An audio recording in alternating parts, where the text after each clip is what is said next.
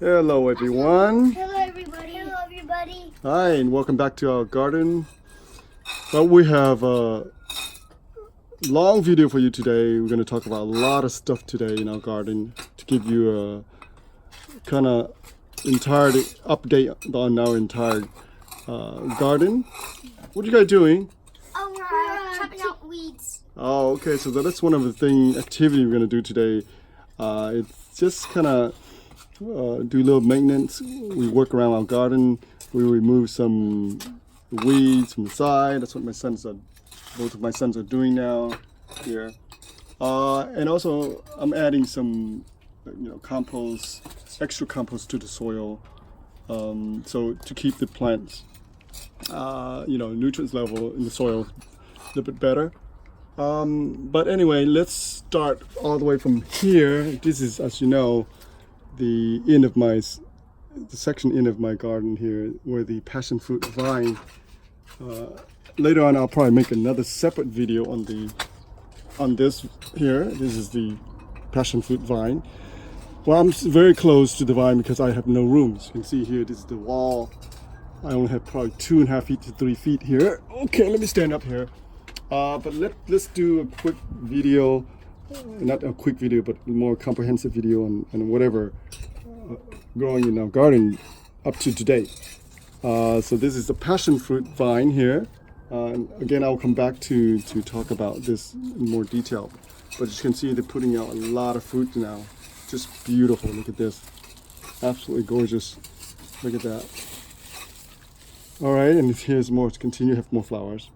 But anyway, at this section here, almost the end of the garden. Last season, I remember that I have one fruit here, one of the, not passion fruit, but this is one of the opal calabash gourd, and the fruit wasn't good, to eat, and it was overripe. So I just didn't think much about it, and I tossed it over here. And sure enough, the seed, spread out, whatever, from the fruit. And actually, many of them actually germinated. Look at this. So I repot them and I put them in this 2 little pot here and see if I can nurture them and have them grow, have them transplant over there and start, planting them in a different section of the garden. How are you guys doing? Oh, we're still chopping the weeds. All right. So later on, we will do a comparison between the red and green millibar spinach. So far they're doing quite well. As you know, last week we have 100 plus degrees, and then today's Saturday, June 15th, and we have an overcast day. Now it's about 75 degrees. So you can see how the weather in California has fluctuated. 25 degrees difference from real extreme hot to kind of nice and cool.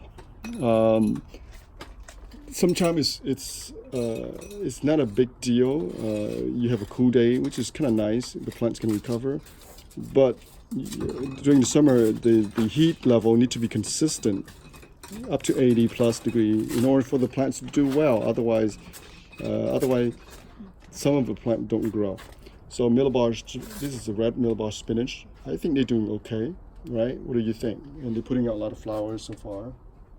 Just beautiful leaves, heart-shaped looking leaves. And next to them, all this plant just pops up because the weather is so hot. And those are bitter melons. They love the heat, 90 degrees, even 100 degrees. They don't mind it at all. As soon as the weather that hot, they just pop up. A month ago, they were already coming up, and I removed, tons of them. But as you can see here, they're just so beautiful. They just grow so beautifully here that I just hate to remove them. So I just leave this one here and allow them to grow. And this one here, I just, more than 8 inches now, and I just let them grow. And of course, all this here just comes up. Now this one here, if you buy from this nursery, they usually sell like this, sometimes a little bit bigger. But this plant like this is about $4.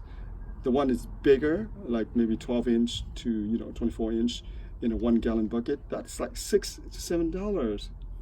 You don't have to buy them. This is really easy to grow them. I mean, just spread out the seed, leave them in the garden. See, I still have seed remnant. There's a seed there. You can see that.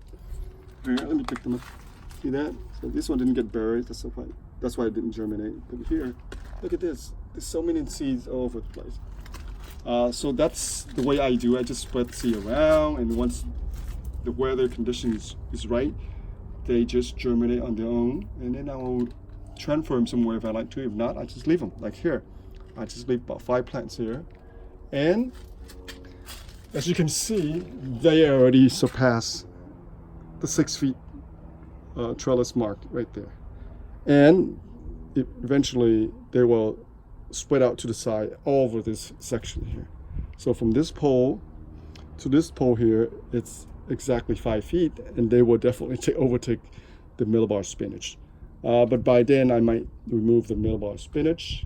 The only issue I might have, it's with the grape tomatoes. So it will eventually infringe or encroach into the tomatoes. I'm pretty sure of that. The bearded melons are very prolific in terms of the vine. They grow really fast once the heat kicks in. Once they get enough nutrients, they will grow like crazy. And every step of the way, if you see like this, they'll produce a side shoot. You can prune them off if you want to, but typically I don't do anything at all to this plant. Zero. I don't prune them. I just leave them the way they are. The only thing I do is add nutrients, add more compost like today, what you see here. So I just add some compost, and I just add some warm casting. And as you can see, this just grows so beautifully. And I just love this plant. This is very beautiful vine. Okay, so this is also the Thai basil. Somehow, the Thai basil do really well in this condition. Sandy and well-drained soil and a little bit of shade. So look at that, just gorgeous. And by the way, if you buy a bunch like this, it will cost you over $1, $2 in the store. It's nice and convenient to have them if you need some garnish, in your salad or in your soup, noodle soup, and just come in and pick them and put them in your soup. So it's very convenient. I just love that. I hate to go to the run to the store just to buy one bunch and then eat several leaves and then the rest is rotten, right? So this is really scallion. I wish I thinned them out. This is over a few hundred plants here, but they are still growing. And look at this. They're small. Obviously, they need to be almost like the size of a number 2 pencil, something like this. All right. But I didn't care much for it, so I just leave them and let them grow. Maybe I'll thin them out. Maybe I'll just pull them up. If the weather is cool, I'll pull them up and replant them somewhere. And again, bearded melon everywhere, as you can see. All right, so we come up to our grapes tomato. As you can see here, some of them are already turning red and ripening up. The bottom part is kind of small. The fruits are a little small, I can tell you that. But every step of the way, you can see a clump there. As you move up, there's clumps there. As you move up, that's how they produce. Look at that. So this one, it's an indeterminate variety. That means they can grow throughout the season. They grow very big and they spread out. One of the things with the indeterminate variety of tomato is that I do prune them. I only allow so many vine to comes up, and then as soon as it comes up to a certain point, maybe this section, you see that the main vine comes up, and I allow several more. I do prune up we call it the sucker, right? I think by now you guys should know what a sucker is. Anything from a 90 degree. So this is from here to here. That's a 90 degree angle, and then there's a offshoot from a 45 degree. Those are, we call it the sucker, or just side shoot. And tomato produce tons of side shoot. And I recommend you remove them to allow better growth. So now our grape tomatoes, is reaching the top 6 feet. From then on, they probably have to do side shoot, sideway, left or right. And look at this, all these flowers. They're putting out tons of flowers. One thing to mention is that they do have some, I guess they attract some powdery mildew. As soon as I see the leaves that affected, I remove them right away. I was thinking about using a spray, but I say no. They still, I don't want to use a spray. So I remove some of the leaves that have some effect, some of the affected leaves. Oh, here's an example of a sucker. See that? So this would be a sucker, and you would want to remove this. Very easy. Pinch them, and that's it. You're done. And then if the sucker get too big, you can actually remove the sucker and put them in water, and they will roots, and you can grow them too. All right, that saves you some money. You don't have to buy extra plants. So this is our grapes tomato, red grapes tomato, and again, keep going back to the bitter melon. They're just everywhere. And this guy here, the green scallion, this gigantic things here, it's actually the same as this guy. These guys are tiny, 12 inches, tiny, teeny. But compared to this is almost a gigantic plant. And somehow they do very well in this soil. I not much care, not much even water. But I guess they are very suitable to this soil, very sandy, not much nutrients, but very sandy. And somehow they do well. Tomatoes in this soil, they seem to do okay. Very, not too bad. So here, another tomatoes that we replanted in early, I think in May, and because I removed all the other ones that were affected by the powdery mildew, if you recall. And this is a different variety. This is the red variety. This is the cherry tomato, not the grape tomatoes. And again, I allow several of the main stem to come up, and then everywhere there's a side shoot like this, I remove the sucker. Keep the plant more healthy and robust. Here you go. So they are now up to about almost 3 feet now. So they are doing quite well. A lot of compost dressing on top here, including some warm casting. And again, what are this? Bitter melon. Those are bitter melons. All right. This. Okay. Yeah. All right. Can we go down? All right. So. Here we go again. It's just gorgeous looking bitter melon, and I just hate to remove them. They're almost like my kids. You don't want to destroy them. Unless you have 20 kids or something, you have to give them away, adoption. But no, just kidding. But this is so beautiful. I just don't want, and I give them. I gave so much of them away too. I gave so much away to my relatives, and they keep coming up. So eventually I do have to remove some of them because they need a trellis to grow, otherwise they don't do well. And this guy is finally kind of wake up and start growing again after a month. Like I say, the heat's coming back, the warmth, so the plant likes that. And look at this perilla, beautiful herbs. And my son was helping remove. Oh, you got to remove some of this weed here on the side of the house. Oops. And look at this. Voila, those are chili, isn't that? Weed. So the seed get blown into the side of the house, and these are actually chili. But I guess we can't, if we're gonna pull them out, the roots can be damaged. So eventually we pull them out. But the chili was from here, and somehow the seed got over here, and we just leave them for now. And of course, it's our corn here. Can you stand there? See how tall the corn is? Can you stand in front of the corn? Look at that. It's over 7 feet. Can you brush your hair inside of it? Yeah. It's over 6, 7, 8 feet now on top. Okay, that flower thing right there.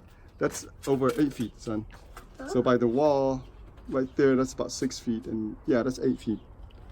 All right, so we add more compost. They need a lot of nitrogen and nutrients in order for them to produce a good corn crop in here. All right. So here we come to our cucumber. I plant several of them here. from seeds. These are the Japanese cucumber Suryatoro, very beautiful cucumber. I had one big plant over there on that side, and all of a sudden, 2 weeks ago, it's just boom, just died. It was growing that big, that tall, 2 weeks ago, but suddenly, boom, it just crashed and died and turned over. I don't know why. Maybe something in soil, I don't know. But I'll show you another beautiful cucumber plant on the other side. So this is all Thai basil, beautiful, gorgeous Thai basil. The smell of it is just nice. Look at how beautiful the smell, huh? It does smell good like mint. Yeah, that's when you eat pho, right? Yeah. Yeah, noodle, and we put them in with beef noodle soup. Even spaghetti. So yeah, spaghetti too. So these are our Japanese cucumber. Again, I plant them from seed. I didn't want to buy the plant. If you buy 1 gallon plant like this, it will cost you $6 a plant. If you buy a tiny little 6-pack, it will cost you $4. So why not just buy a bag of seed for $1 something, and you can plant tons of them. So I had 6 plants here, and I think 4 of them die, and this one's okay, and this one starts to grow because of the heat. So they need a lot of heat to grow to do well. Again, here's more of our herbs. Corelli, I just love this guy. Look at it, turn around. Oh Purple. Is that beautiful? Yeah. Yeah, do you like that? But you don't like to eat this though, do you? It's just eggplant. No, we mix with eggplant. When we cook eggplant, we put this vegetable into Bacon, right? with the bacon. Yeah, and with this leaves. That's another traditional dish in Vietnamese cooking or Asian cooking. It's eggplants with tofu, bacons, and snail, escargot, and you have to have these herbs in that dish. All right, so, and more middlebar spinach. So far, the middlebar spinach, I can tell you that it's a star in terms of growth, in terms of production. The middlebar spinach is very productive this season. They just pop up everywhere, as you can see there, even in between the corn as well. And they are the star of our garden this season because they grow everywhere. I thought it was corn. The corn is a star too, but the middlebar spinach seem to be everywhere, and they're doing so well.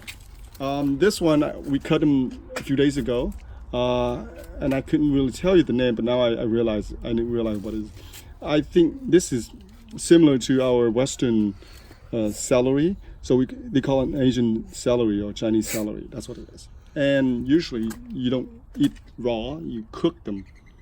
So you would want to pick them when they're very young and tender, and cook them and stir fry them.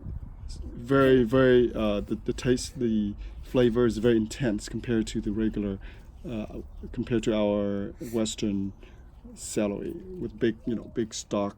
This is smaller, but the flavor is very intense. When you said tender, you make me hungry. Okay, all right. So our lettuces are still doing fine. Once the heat picks up, then they will be done. But as you can see, every time they comes up, I chop them down. I pick them very small and tiny. So no problem there. All right, can you guys move on?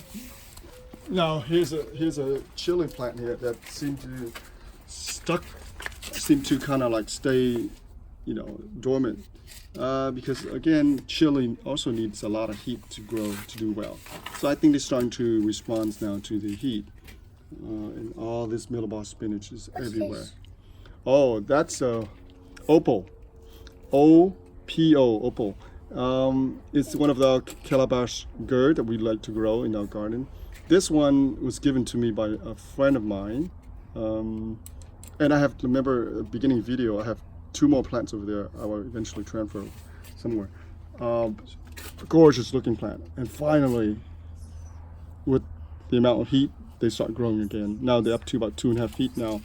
The leaf is just gorgeous. Look at how beautiful the leaves are.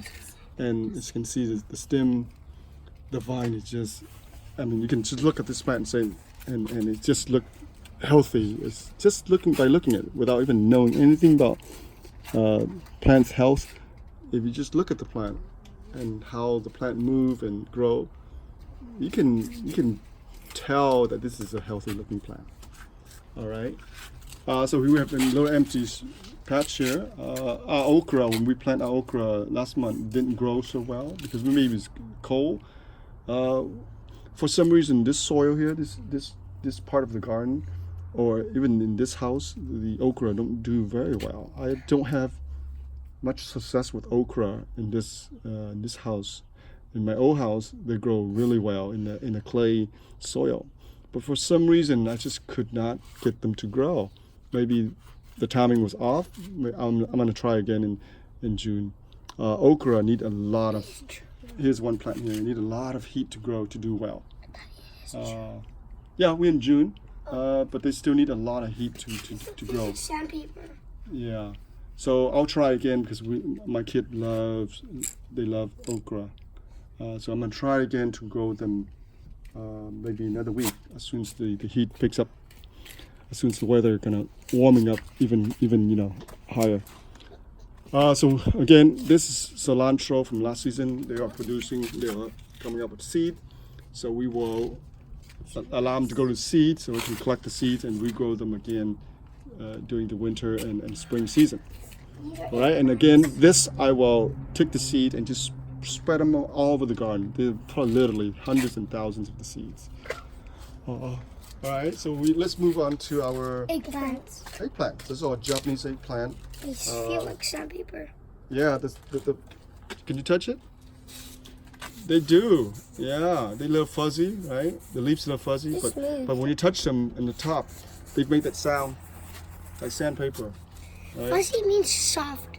Fuzzy means soft. That's right. That's Smooth excellent. means Smooth mean what? it's like when you touch it, after that doesn't make any bumps. Okay, no bump. It's like a All right. whiteboard.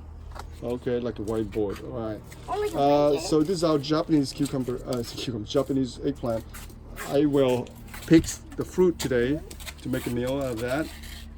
So we will do eggplant, bacon with tofu, snail, and then perali, those herbs leaves. That is a traditional, beautiful dish. And as I predicted from my other videos, last video, or maybe I don't know which video, the bitter melon will eventually take over this part of the garden here. So I transfer about 5 or 6 plants here, and finally they start growing now, as you can see. So they are behind all this eggplant, and they are going to be on the trellis. So that is just wonderful. We mentioned that in our other video about the leaves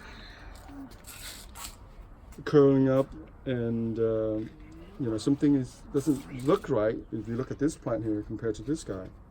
So this one here has all the beautiful green, but this one sometimes it has this affected leaf.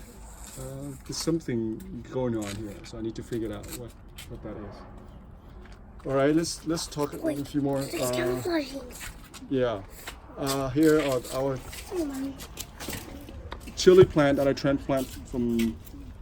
Originally, they were over here. Last season, there was the main plant, and it produced a lot of seeds, and the seeds, produce more of the baby chili plant. And I always like to get free plant because I allow most of my plants to go to seed. I pick them, but I allow some to go to seed, and the seed just naturally gravitate and drop to the ground. And during the spring season, they will germinate. You bet they will, and this is the result of that. So I remember I bought this plant like this size, 6 inches from the nursery. It's about $4 last season. Now I don't have to buy it. And sure enough, look at they come out how healthy they are. Look at that. They were tiny like this, about 2 inches. I planted them about 2 weeks ago, and now they are very healthy. And if you recall this section here where the soil was affected because my neighbor dumped some cooking oil here, but I dug out all the affected soil and kind of re-amend the soil with compost, with other stuff. And I think so far so good. The signs are looking good. So because the plants are growing. All right, here's an interesting. So if you look in this, you know that this is mint. during the rainy season, about 3 months ago, I put several cutting here, and then of course the plants start to grow. But here, very interesting. Mints are very tough plant. They can be invasive if you let them allow them to grow. They spread out very fast, and they put out a lot of underground shoot. And here it is to show you the proof. Look at that. So this one here came from here, and underground, underneath beneath the soil. I bet you there's a roots running parallel to there, and voila. And then there's a new plant here that grow. Now, once it establish the roots, I can actually go in here and transfer them out, put them in a pot, put them in a container somewhere, and grow them in a container if I like. So they're not an issue. They're not a problem. They easily remove. Unlike other weeds, other hard, tough grass weed. Mint or herbs, you can use them for a lot of different things. So I use them in my salad. I just love them. All right, so this was I just planted them here randomly during the early March, I think, because there was a lot of rain. All right, so let me show you some more stuff on this side. I really want to talk about is a few other plants. So you see our own choy here in a container. Look at this. They just start growing beautifully. And one of our container tomato. This is I think the variety is called Homestead. It's a determined variety, so they grow, so they don't go huge vine, but never bet on that. They're gonna grow too. So I decided to put it in the container, and voila, it just looked very beautiful. All right, so let's get back here, and here's all our container, our millbar spinach that we had from last season. Again, all this is volunteer plant, including all that stuff there. Look at that, the seed, just literally hundreds and thousands of seeds. I wish I could give some of all these plants away. Too. Yeah, that's our cherimoya. All right, so let's go this side here. Again, I have one more okra there, but again, they don't grow as well. That's why my frustration with okra. For some reason, they just don't grow as well here. Maybe time will change that once the weather gets even hotter. What's this? That's a fertility again. That's herbs. Oh. All right. So let's talk about the. Can you go get a little cut right there? Right there. Can you get the scissor or the prune? The pruner. So this is our strawberry, and again, this strawberry come from my runners. So I don't have to buy them. Now they finally put out a lot of flowers, and they start producing. The fruit now. You can see here they produce kind of in a clump of flowers and fruit. Once they produce the fruit, when they put out a runner like this, you see that? So this is the baby plant. Eventually become another plant. I will remove them. If the plants are producing fruit, I will cut them off. All right? I will prune them off. So you want to allow the plant to have all the energies into producing the fruit.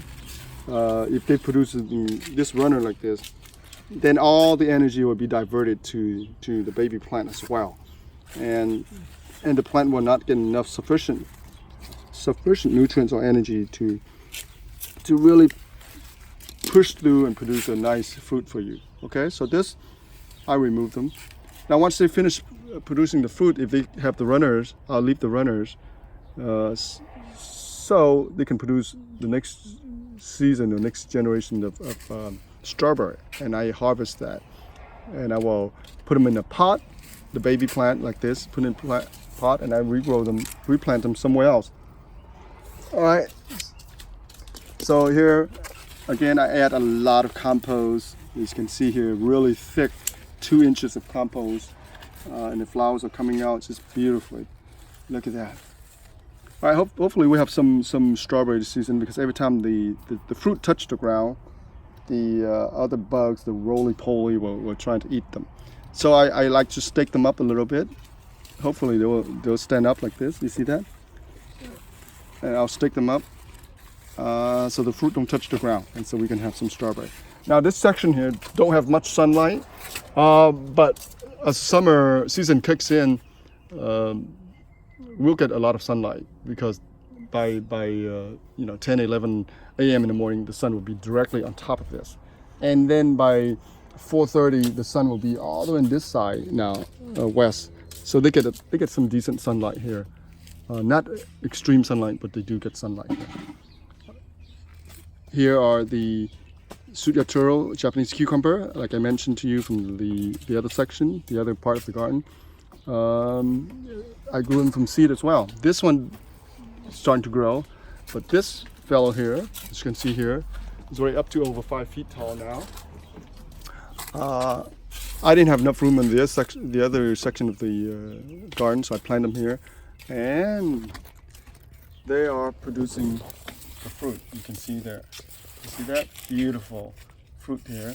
So they already have 1 or 2 fruit here, and there are more here.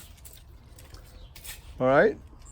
So that's pretty much a complete look at our garden, including our lemongrass herbs here, strawberry, and my container cherimoya. And in this side, obviously, I have some flowers, some daisy here. This is a daisy. And it's a daisy yellow color here. And in back there, those are zinnia, and of course the California poppy flowers. All right. That's it for today. We're making very long videos. We'll come back to talk more about other things in our garden. So thank you for watching. You guys want to say goodbye? Bye-bye. Come over here, guys. Get into the Bye. camera. Say bye. Did you guys learn something today? No. Yeah. You didn't learn anything today? You learned about a lot of your plants. You learned a lot of the plants? I learned about something. Yeah.